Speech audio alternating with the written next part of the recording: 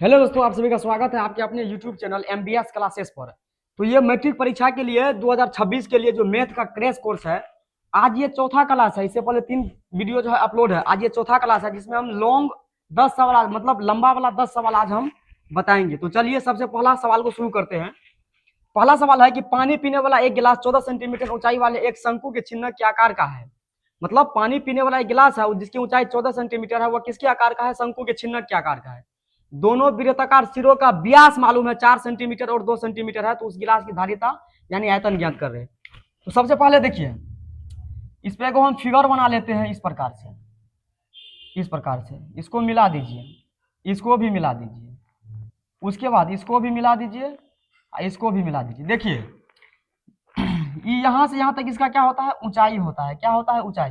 देखिए ये यहाँ पे जो गोलाकार बना है, ये गोलाकार, ये क्या होता है? इसका ये वृत्त है, एक प्रकार से वृत्त है। क्या है ये? इसका आधा क्या हो जाएगा? त्रिज्या। इसका भी आधा क्या हो जाएगा? त्रिज्या। ये आधा आधा में क्या हो जाएगा? त्रिज्या हो जाएगा। इसकी ऊंचाई कितना दिया गया है? 14 सेंटीमीटर। इसका व्यास कितना मालूम है? व्यास एगो का 4 सेंटीमीटर है, एगो का 2। मतलब बड़े वाले को बड़ा मानिए, छोटे वाले को छोटा मानिए। इसका जो यहाँ से यहाँ तक देखिए, तो पूरा व्यास हो जाएगा। यहाँ से यहाँ तक क्या हो जाएगा? व्यास हो जाएगा। इसका डाटा अगर हम लोग तैयार करेंगे तो इसका डाटा एच बराबर कितना दिया गया है? 14 सेंटीमीटर। मतलब ऊंचाई 14 सेंटीमीटर, व्यास 4 है, तो बड़का आर कितना हो जाएगा? त्रिज्या 2 सेंटीमीटर। 2 सेंटीमीटर क्योंकि व्यास का आधा त्रिज्या होता है। छोटका व्यास कितना है? 2, तो छोटका त्रिज्या कितना हो जाएगा? 1। कितना हो जाएगा? 1 सेंटीमीटर। अब हमको धारिता निकालना है, तो चूंकि हम लोग सूत्र से जानते हैं भी यानी वॉल्यूम बराबर क्या होता है? धारिता का फॉर्मूला क्या होता है? शंकु के चिन्ह का ही फॉर्मूला लगेगा इसमें, 1/3 पाई एच इंटू बड़का आर स्क्वायर प्लस छोटका आर स्क्वायर प्लस बड़का आर इंटू छोटका आर। इस पे बैठा दीजिए, आपका धारिता निकल जाएगा।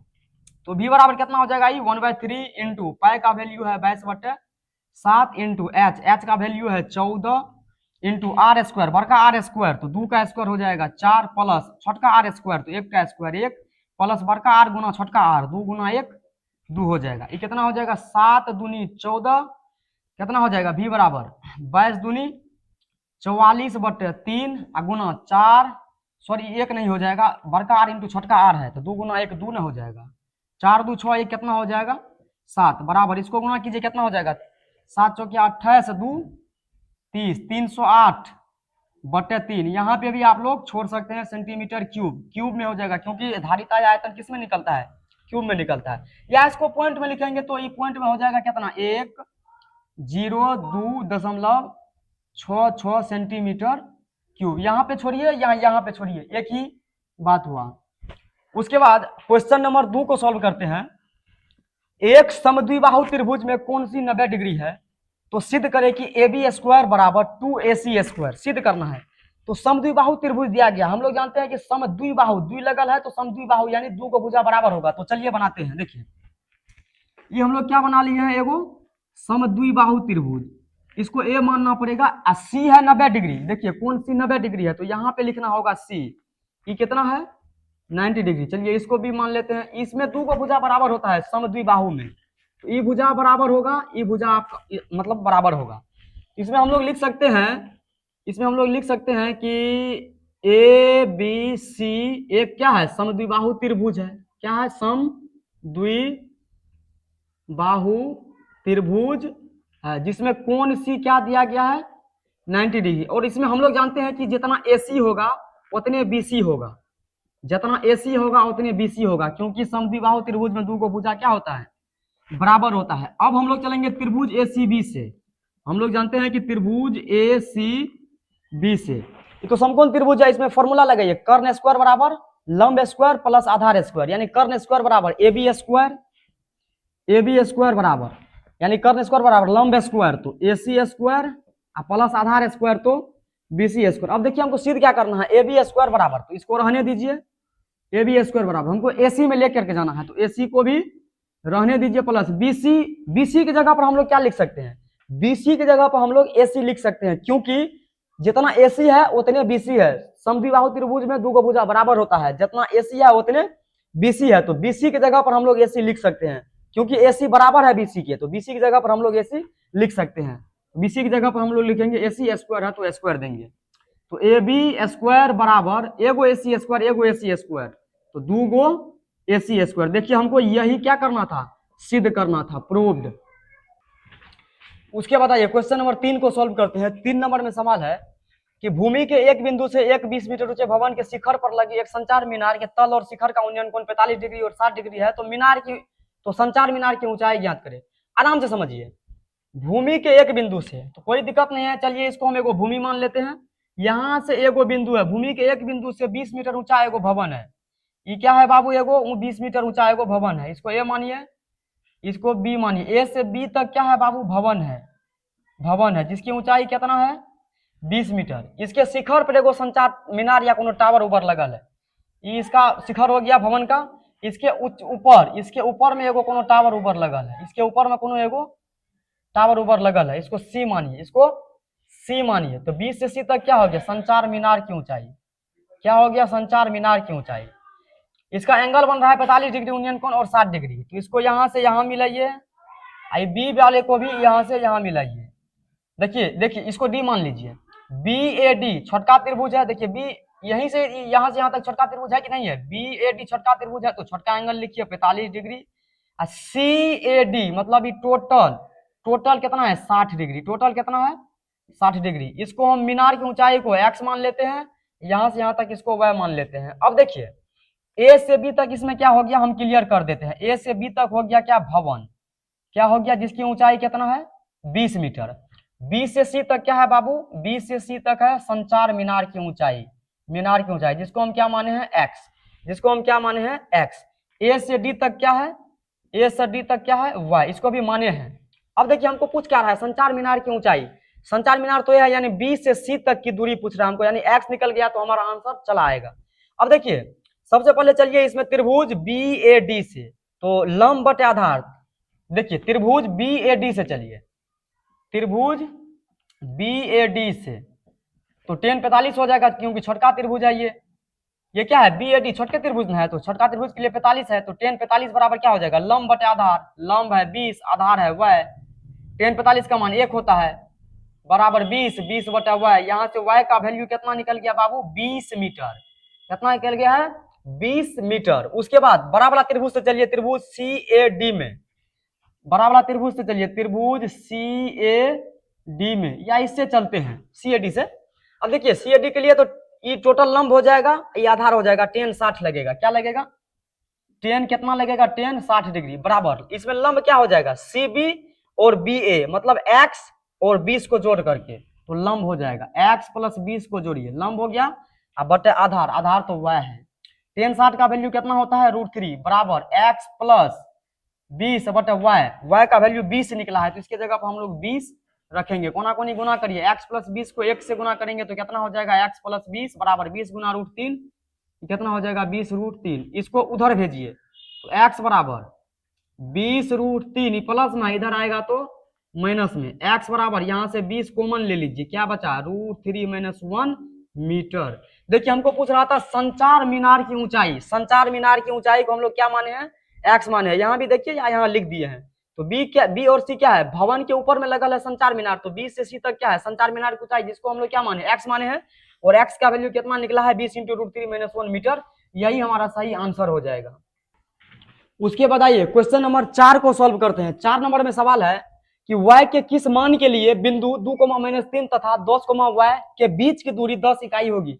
तो सिंपल से समझिए, जैसे मानकर चलिए एगो हम यहाँ पे बिंदु, यहाँ पे एगो सरल रेखा पार लिया है, एगो बिंदु ए है, एगो बिंदु बी है। ए का कितना दिया गया है, 2, -3, 2, -3। बी का कितना है बाबू, 10, y। और यहाँ से यहाँ तक की दूरी कितना दिया गया है, दूरी, इसी को बोलते हैं दूरी, यानी कि डिस्टेंस। इसको हम डी से सूचित करते हैं। डी का वैल्यू कितना है, डिस्टेंस मतलब दूरी, 10 इकाई यहाँ से यहाँ तक इसकी दिया गया है। तो हमको पूछ रहा है इसमें y का वैल्यू कितना होगा, y बराबर व्हाट।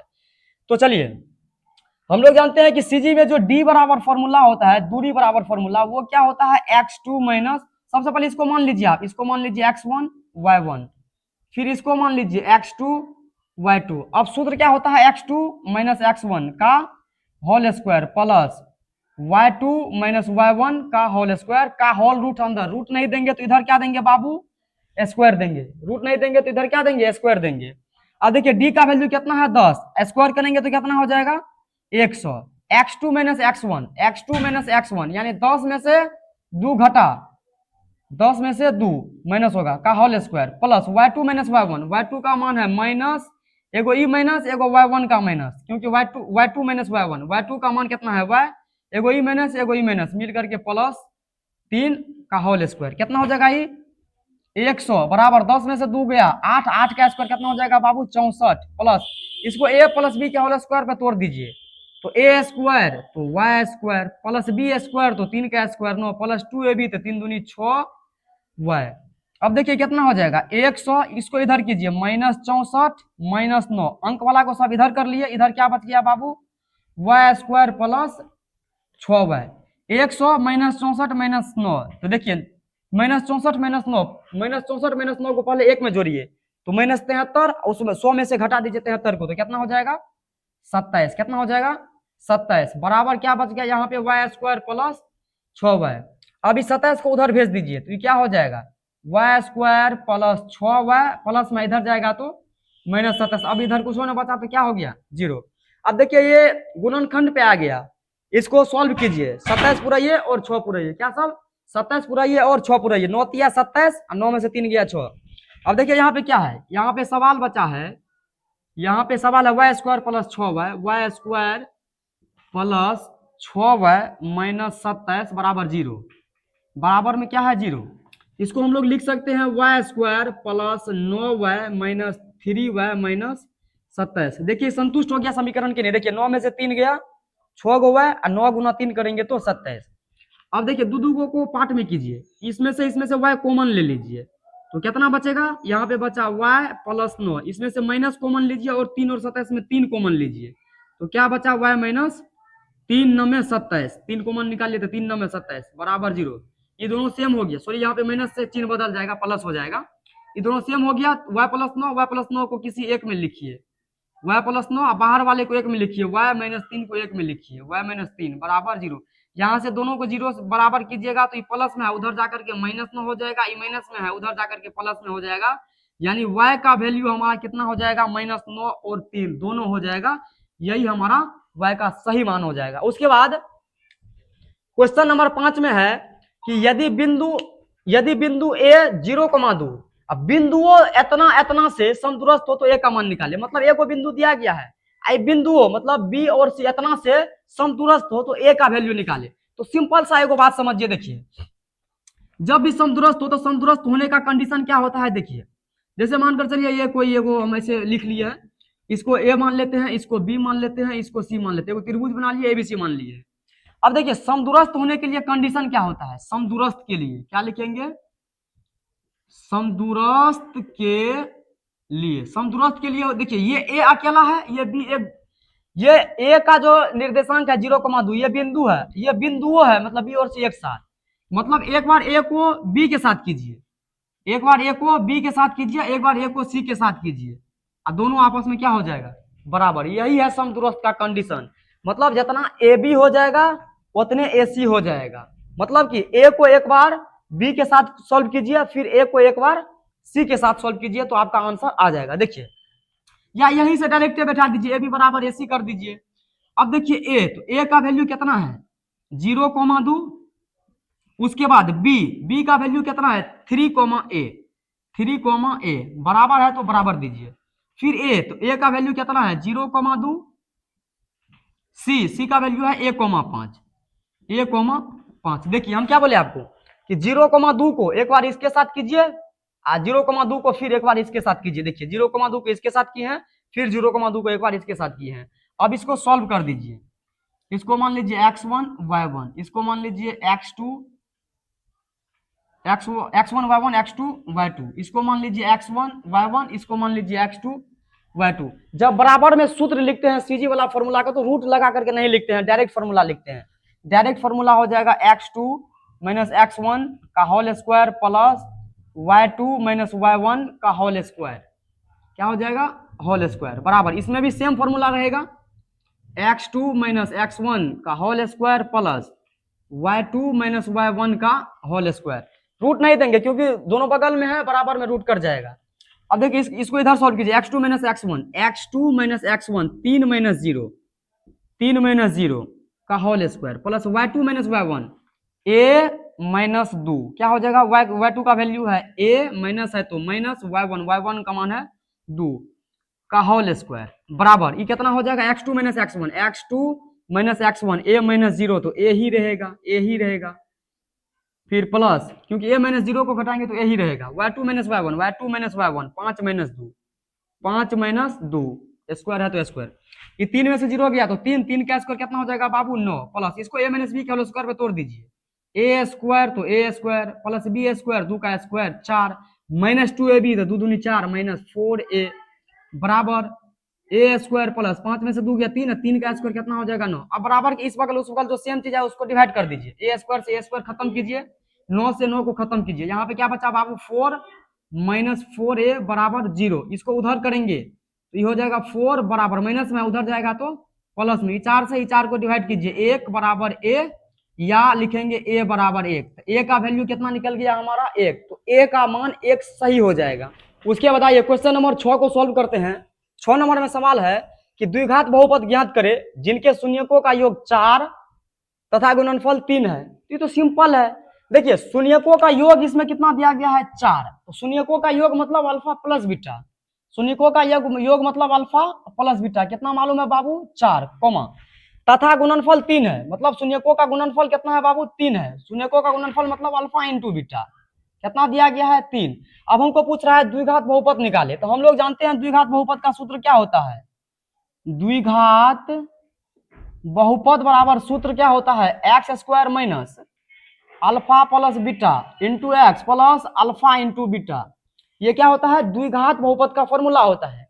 तो चलिए क्या हो जाएगा एक्स स्क्वायर माइनस माइनस है तो माइनस, देखिए अल्फा प्लस बीटा, तो अल्फा प्लस बीटा का मान है 4, एक्स है तो x plus alpha into beta, तो अल्फा इंटू बीटा का वैल्यू कितना है 3, तो द्विघात बहुपद हमारा निकल गया x square minus 4x plus 3, यही हमारा आंसर हो जाएगा। उसके बाद 7 नंबर में क्वेश्चन है कि 21 सेंटीमीटर त्रिज्या वाले वृत्त का एक चाप केंद्र पर 120 डिग्री का एंगल बनाती है, कौन बनाती है, तो चाप की लंबाई क्या है, तो 21 सेंटीमीटर त्रिज्या वाला, तो इसका अगर हम लोग डाटा तैयार करेंगे तो r बराबर कितना मालूम है 21 सेंटीमीटर, एंगल बन रहा है कितना थीटा 120 डिग्री, चाप की लंबाई पूछ रहा है, तो चूंकि हम लोग जानते हैं चाप की लंबाई का फॉर्मूला क्या होता है, चाप की लंबाई का फॉर्मूला होता है थीटा बटे 360 डिग्री इंटू 2 पाई आर, इस पर बैठा दीजिए, तो थीटा का वैल्यू है कितना 120 डिग्री बटे 360 इंटू 2 गुना पाई का वैल्यू कितना है 22 बटे 7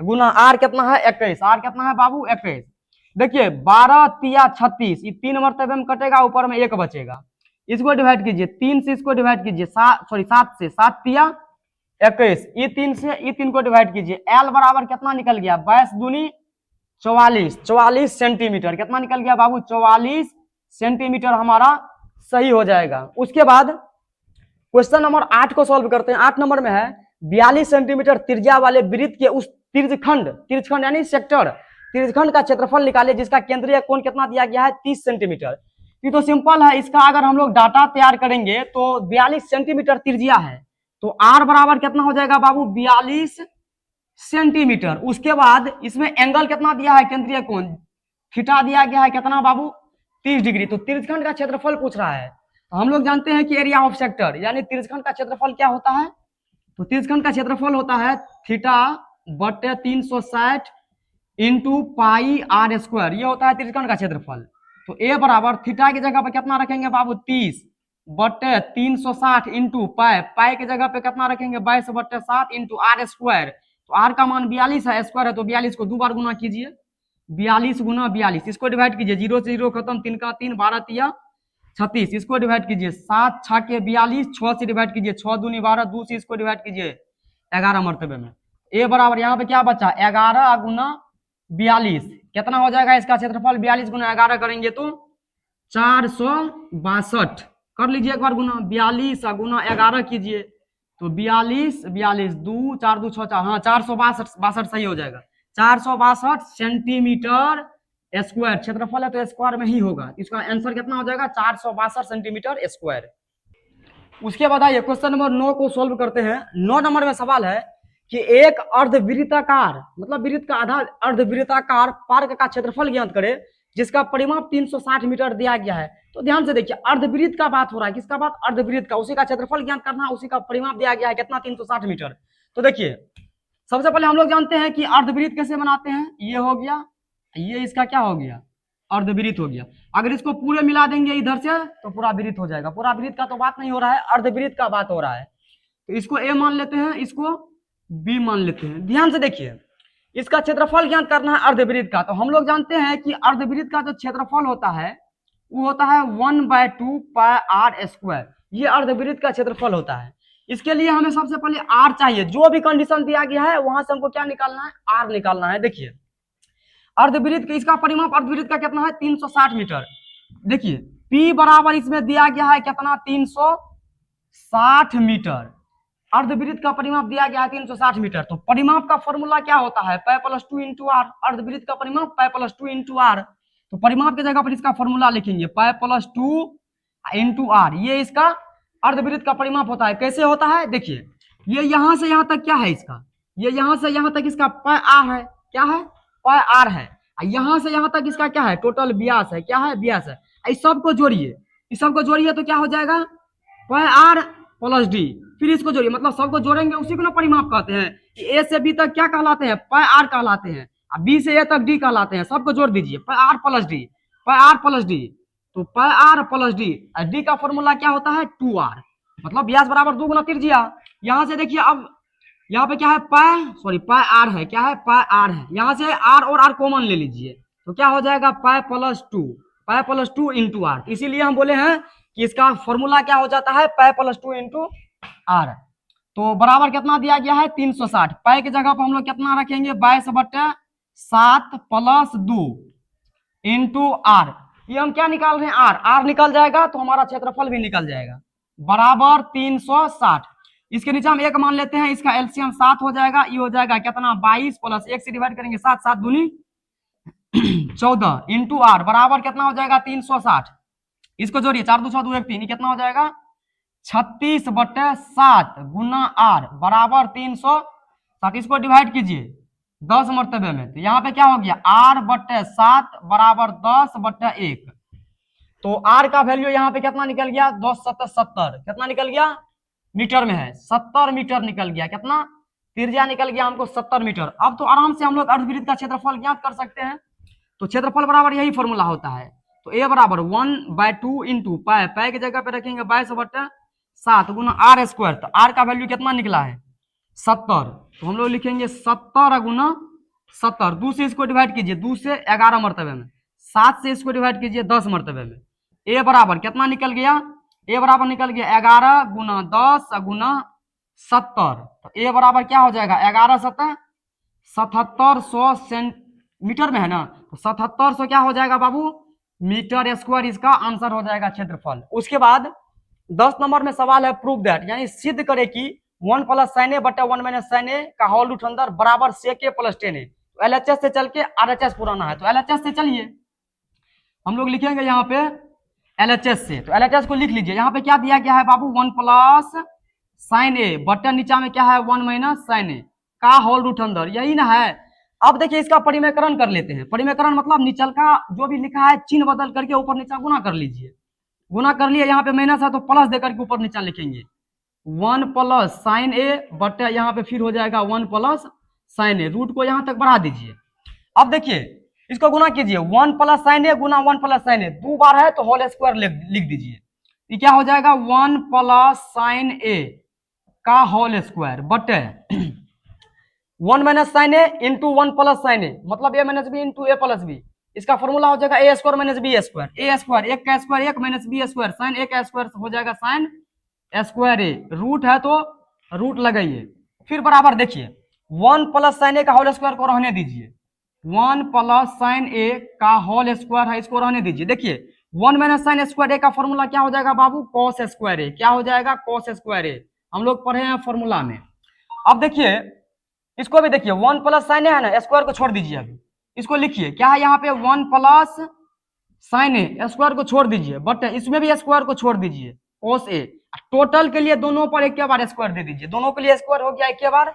अब यहाँ पे रूट दे दीजिए। हम लोग जानते हैं कि फाइनल स्क्वायर से फाइनल रूट खत्म हो जाता है, स्क्वायर से रूट खत्म। यहाँ पे क्या बचा बाबू, यहाँ पे बचा है, इसको अलग अलग कर लीजिए। यहाँ पे बचा 1 प्लस साइन ए बटा कोस ए, इसको अलग अलग कर लीजिए। एक बार कर लीजिए 1 बटा कोस ए, फिर प्लस एक बार कर लीजिए साइन ए बटा कोस ए, तो अलग अलग कर लीजिए। 1 बटा कोस ए कर लीजिए एक बार, 1 बटा कोस ए, फिर बीच में प्लस है तो प्लस साइन ए बटा कोस ए। क्या लिखेंगे यहाँ पे, साइन ए बटा कोस ए। अब देखिए 1 बटा कोस ए किसका फॉर्मूला है, सेक ए का। किसका फॉर्मूला है, सेक ए, प्लस साइन ए बटा कोस ए किसका फॉर्मूला है, टेन ए का। किसका फॉर्मूला है, टेन ए का। देखिए आरएचएस में हमको यही सिद्ध करना था, सेक ए प्लस टेन ए, सेक ए प्लस टेन ए।